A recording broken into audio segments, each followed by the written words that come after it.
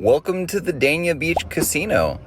This has been my main grind spot since the Airbnb I'm staying in is right next door.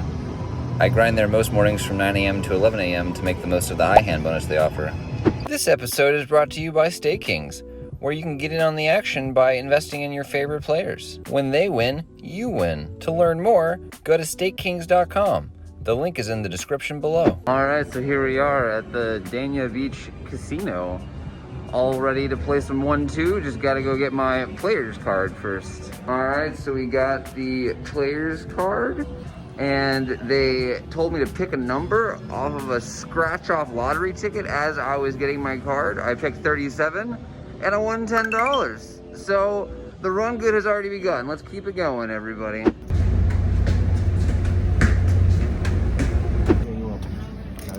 This one is Ninepill. So we buy in for $100 and immediately get pocket fives. We just limp because we're trying to keep the pot small and just trying to make high hands to make the most of their bonus, which is $1,000 split three ways. Third best hand over the course of these 2 hours gets $150. Second best hand gets $250, and first gets $600. But since this was my first time playing there and I was still not quite understanding how the high hand bonus worked, I misunderstood and thought that because I flopped a set of fives here that it could potentially qualify as the high hand, so I just wanted to just kind of not put a lot of money in and get people to fold. So that's why I check the turn here when we make a boat, and then I actually check the river. I check it back with a full house because I just wanted to show down my hand and have it be eligible for the high hand. And I was unpleasantly surprised to learn that it actually has to be aces full or better to qualify. So I really did not get as much value as I could have there. And now we have pocket queens. We raised it up pre to 7. Our friend calls on the button. We're a heads up. Flop another set, play 2 hands, flop 2 sets, easy game. We just check it down, trying to make quads, for the high hand. And, we're up against our friend, so we don't want to, play a big pot. And we would just go ahead and check it to the river. Gotta bet now, right? We can't check the river again, and they just fold, and we just scoop a small one. Queen 9 of hearts here. This is a pretty fun one. Someone straddled, and we called, and we go, I think, 4 or 5 ways to the flop, which is ace, 8, 9, 2 hearts. So we have a pair and a flush draw. We check it and are facing a bet of $11, and we have about 90, maybe 95 behind. And I finally decide that, it makes sense to just go ahead and raise to about half our stack. So that way we still have some fold equity on the turn and, can just win a bigger pot than if we just check ship and they fold.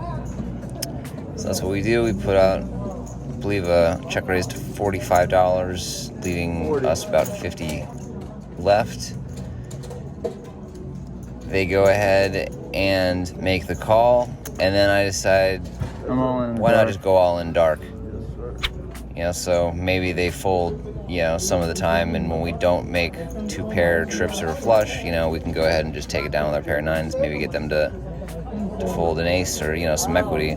But the turn is a king of hearts, which gives us the stone nuts, and they unfortunately read us for exactly what we have. A flush draw on the flop that got there in the turn, and they fold an ace face up. Now we got ace king, and we are super excited to get it all in here because this guy has just been raising every hand basically, just taking a handful of chips and tossing them in the middle, raised to 25, raised to 40. Here he just put in 2 green chips after he straddled and made it 55. So that's why we limped our ace king to trap against them, because we just anticipated them to just raise with whatever, and we only had maybe $30 more, so we just put the rest of the chips in. They make the call, of course, quite committed. They flip over ace-4 off and are willing to run it twice. And we hold on both boards, ship the double. And then we get the queen and the king. Same player just makes it 35 free, we call, and flop top pair with the second nut flush draw. They check to us, toss out a single green chip of $25. They call. Turn gives us the second nut flush with the 4 of clubs. They check, we decide to just check back, pot control and induce, some bluffs. And they go ahead and just lead river to 1 green chip. Could have raised for value, I think, but might as well just call and keep the pot a little small. Really suck if they were inducing. And we do indeed have the best hand, scoop another nice one. And we just decide to call it a sesh. We lost a few pots in there as well, but ultimately we were in for 100 and we are out for 199. That session was mighty fine. Oh, I love your mask. I'm actually recording footage for a vlog. I'm gonna be the next Brad Owen.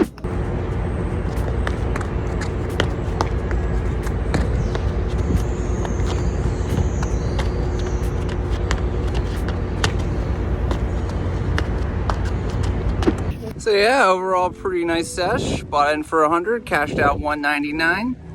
That's what I like to call doubling up at Dania.